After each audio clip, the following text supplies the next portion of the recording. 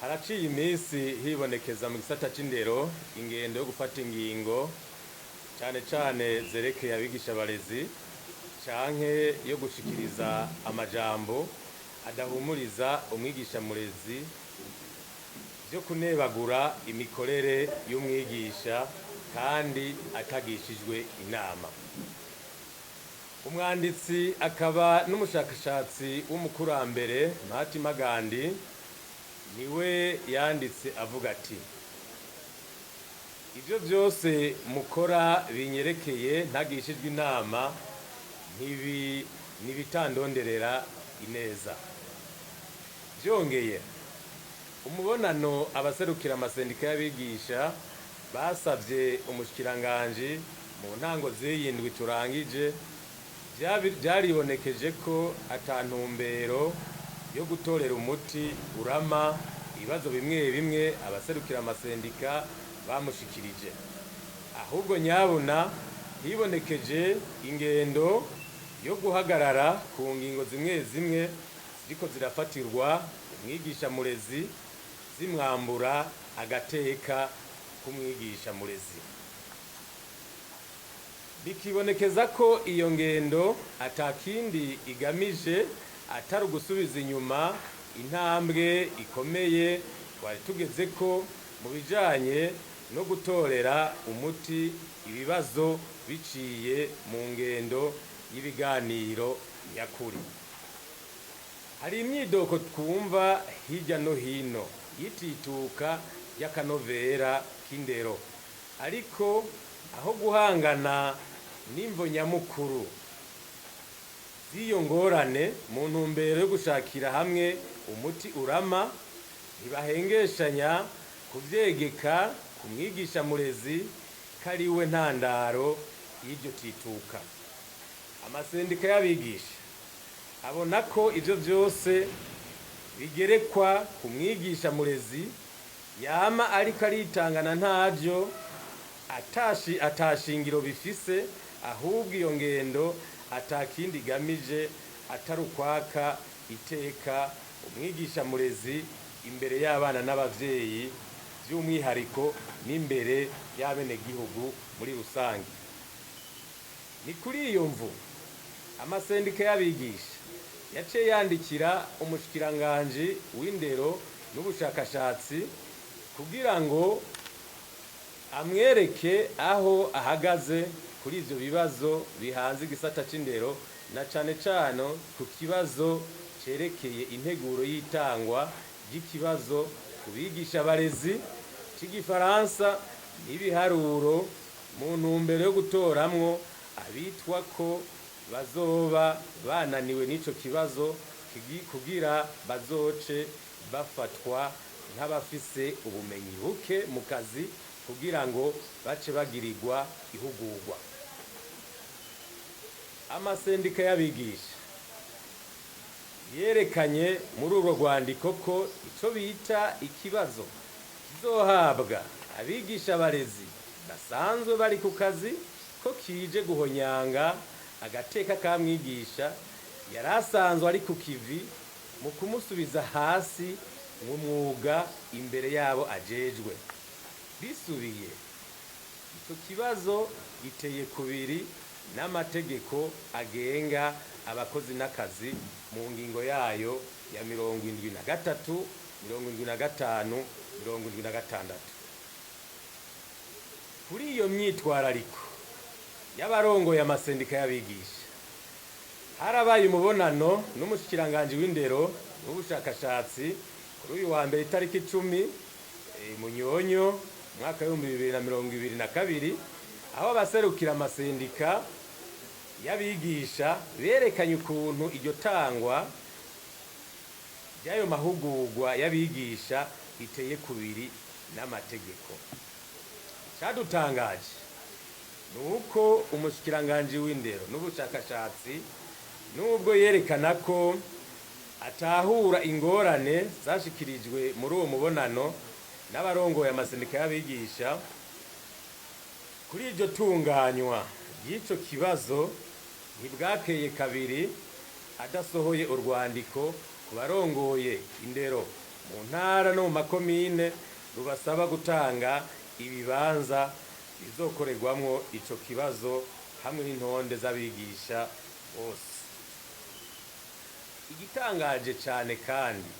nuko ivyo vyose biriko birakorwa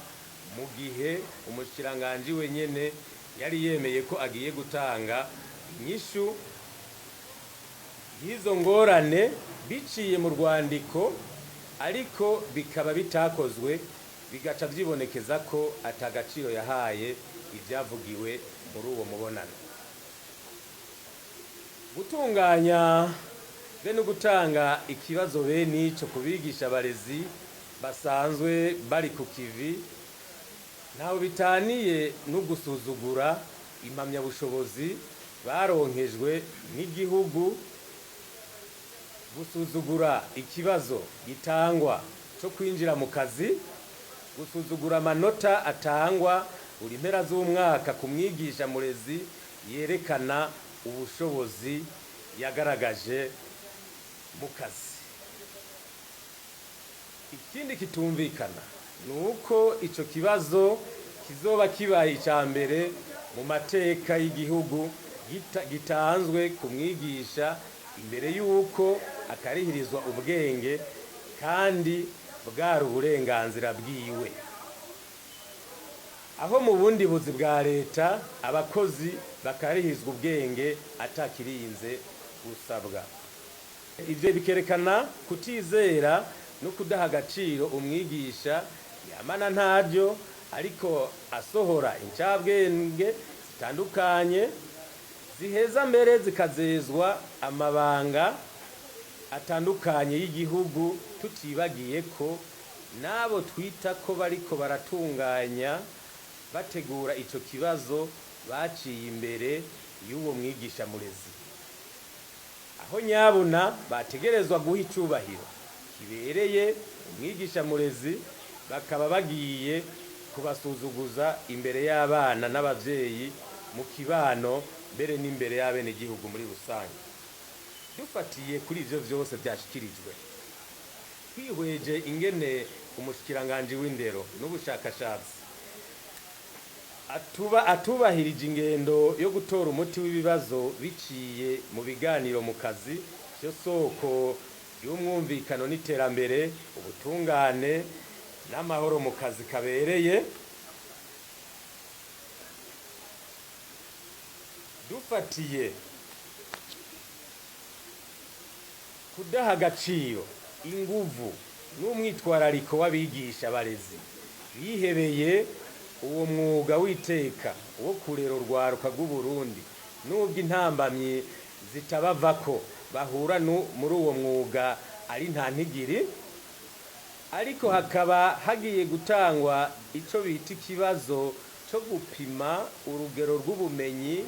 bw'umwigisha afise mu Gifaransa no mu biharuro, mu gihe bamwe muri abo bigisha bariko baritegurira kuja mu karuhuko k'akazi, aho nyabona bategerezwa gushimirwa bidasanzwe ku bikorwa bakoreye igihugu. Tumaze kubona kandi ko umushikiranganji w'indero n'ubushakashatsi adategekanya guhindura ingingo yafashe kandi itubahirije amategeko agenga ibijanye n'ikarihirizwa ubwenge ku bakozi ba leta, amasendika y'abigisha ahurikiye mu runani Kosesona asavye ibi bikurikira: ku bushikiranganji bw'indero n'ubushakashatsi kubangira atakirinze gusabwa integuro zose zijanye no gutunganya ico bise ikibazo nsuzuma bwenge kubigisha giteye n'amategeko agenga abakozi n'akazi, gutunganya byihutirwa ibiganiro nyakuri bihuza abaserukira amasendika y'abigisha hamwe n'abaserukira ubushikiranganji mu ntumbero yo gutorera hamwe umuti urama kuri ico kibazo. mu gihe bitogenda uko, amasendika y'abigisha aramenyesheje ko ategerezwa kuzoca atunganya ihagarikwa ry'akazi hisunzwe ibwirizwa shingiro rya Repubulika y'u Burundi, amasezerano ya 87 y'ishirahamwe mpuzamakungu irabi vy'akazi OIT yatewe ko umukono na leta y'u Burundi, hamwe n'itegeko nomero 1